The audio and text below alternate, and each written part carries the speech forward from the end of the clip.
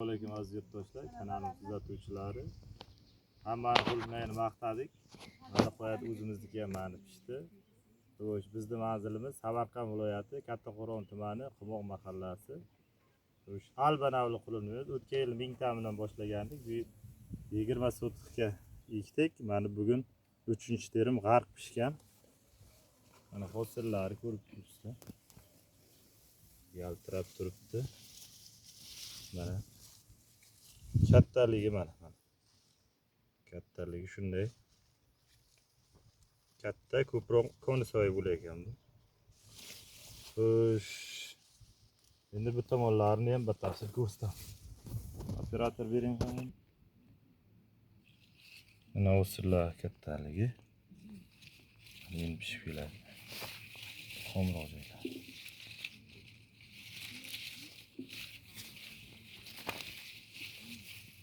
Ochiq dalaga ekilgan joyimiz.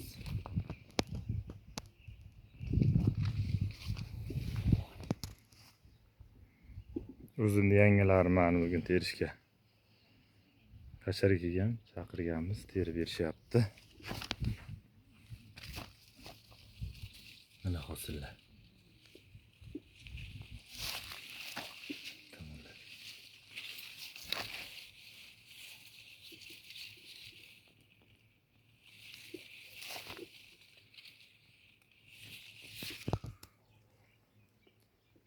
Shu boshgacha. Xo'sh, hozir kundagi narxlarimiz 35 ming, 30 ming shu atrofda.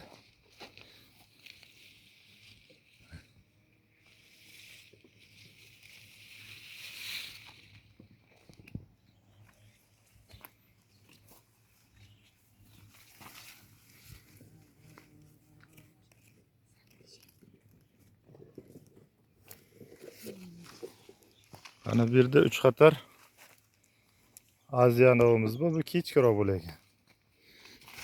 Hali pishgani yo'q. Aziya.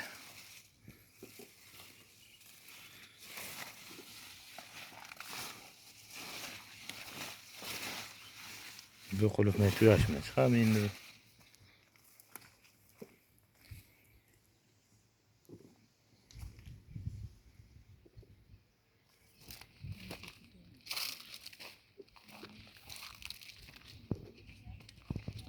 Bu qulupnay sohasiga kirib, biznesga kirmoqchi bo'lganlarga maslahat, birinchi bir mingtagina bilan boshlab, plus minusini olib, ma'qul kelsa kirgani ma'qulroq. Xo'sh, yer sho'r bo'lmasligi kerak. Suvi ariq suvidan hech bo'lmasa bir 3-4 marta sug'oradigan sharoit bo'lishi kerak. Yana nima? Keyin bizda Kattaqo'rg'on tuman sharoitiga buni klyonka olib chiqib to'g'ri kelmay ekan, chunki o'tgan yil qilib ko'rdik. Klyonka yopuvdik. Qulupnaylar stressga tushib, mevasini oftob urib qo'yishi uchun bu yil klyonka yopmadik.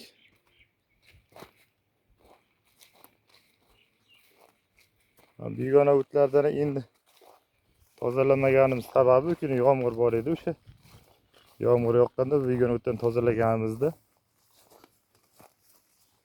mevasi loyqa bo'lib qolardi.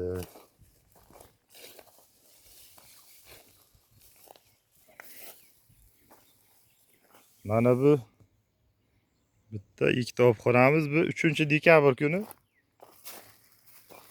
ko'chat olish uchun ekdik. Lekin bu ham mana katta 4-5 tadan hosil berib turibdi.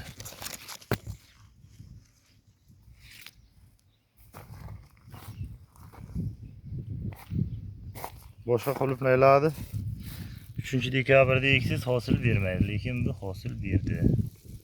Mana kattaligi.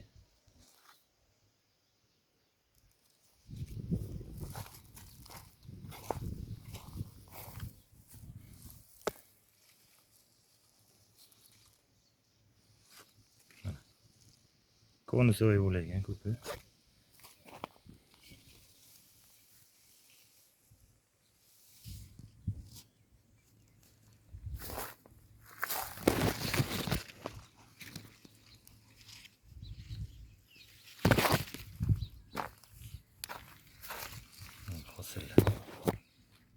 Qaytarib tepa 3-dekabrda ekilgan bu joyimiz.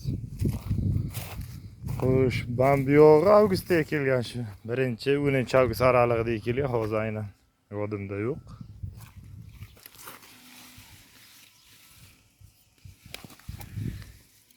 Mana bu tomon hosillarimiz.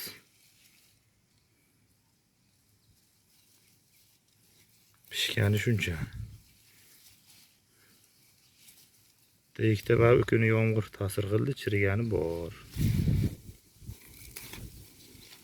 Bitta palakda shuncha hosil.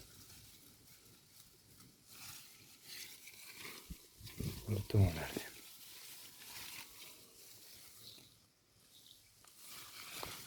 Ko'pda rizqi Xudoyim barakasini bersin, havodan qarasin.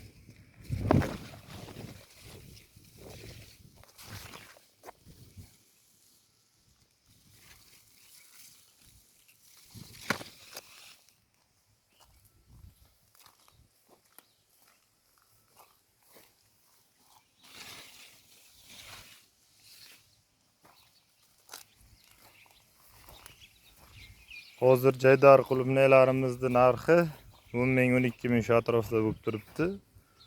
Bu qulupnaylarimiz narxi 35 ming 30 ming shu atrofda bo'lyapti. Ya'ni buni 1 kilosini puli jaydar qulupnayda 3 kilosini puliga teng bo'lib turibdi hozircha. Poliyadagi narxi.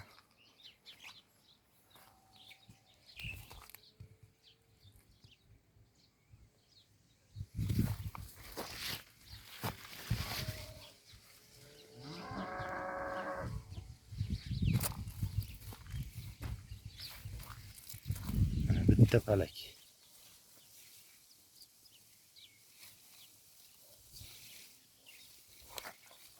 To'g'ri.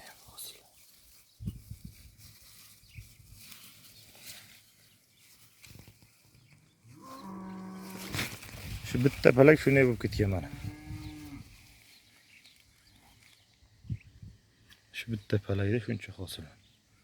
Aylanasiz.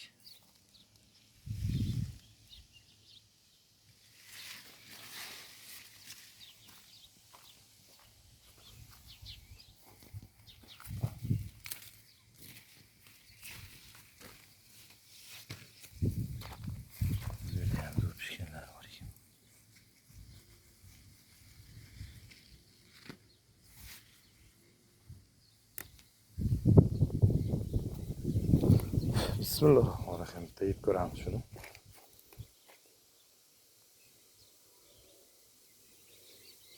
Ham bir tishlashda og'zi ham so'may ko'ramiz.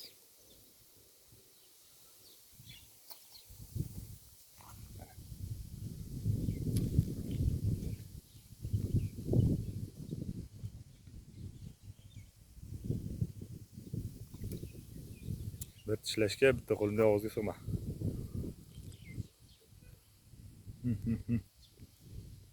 Mana o'zi yetishtirib uzib yeganmiz boshqalar.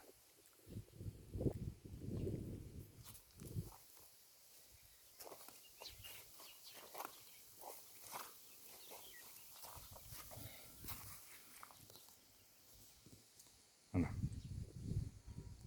Mingta ko'chat olib ekuvdik. 20 sotix joyga ko'paytirib oldik.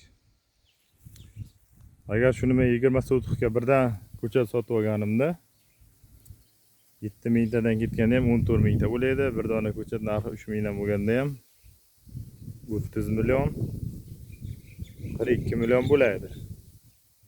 Lekin men 3 millionga mingta ko'chat oldimda, o'shandan 1 yil sabr qilib kutib ko'paytirib oldim. Mana 20 sotix ko'chatimiz tekinga tushdi o'zimizga mehnatimiz bilan. Bizda hozircha shular. Qo'ldan kelgancha yangiliklar bo'lsa xabardor qilib turamiz. Palanglar.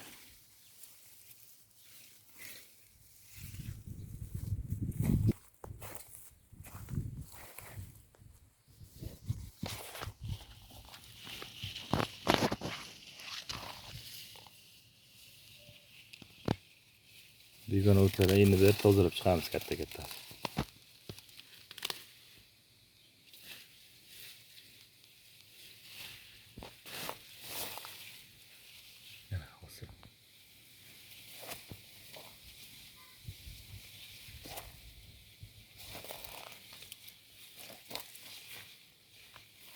Arasini 35 santimetrga ekamiz. Lekin baribir ham bu g'ovlab ketar ekan.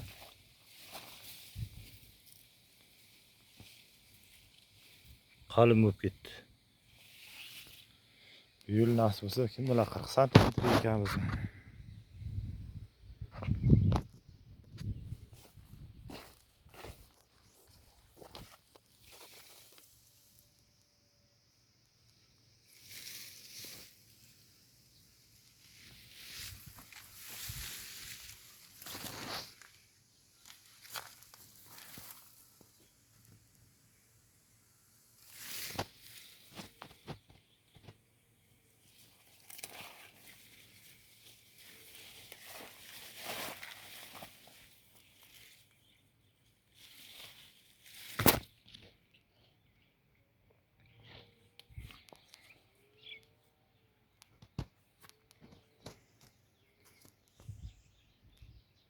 Aziz yurtdoshlar, sog' bo'linglar, salomat bo'linglar.